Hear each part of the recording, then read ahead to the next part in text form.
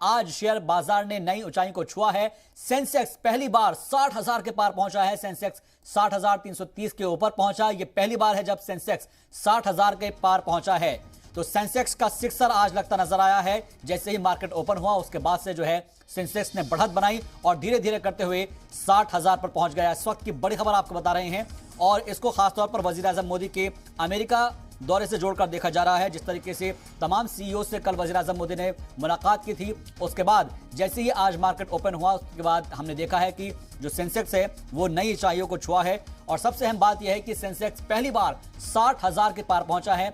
Sensex 60,330 के ऊपर पहुंचा था और यह पहली बार है जब सेंसेक्स 60,000 के पार पहुंचा है। अभी की सिचुएशन के हिसाब से 60,108 पर इस वक्त सेंसेक्स बरकरार है, जबकि निफ्टी 17,878 पर है।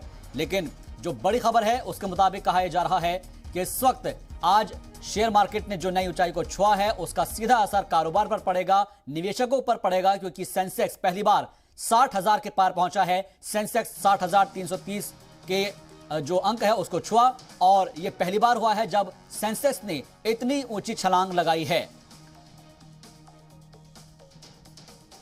तो आज शेयर मार्केट ने एक नई ऊंचाई को छुआ है। सेंसेक्स पहली मर्तबा 60,000 के पार पहुंचा है और जब मार्केट ओपन हुआ तो उसमें सेंसेक्स 60,330 के ऊपर पहुंचा और यह पहली बार है जब सेंसेक्स 60,000 के पार पहुंचा है।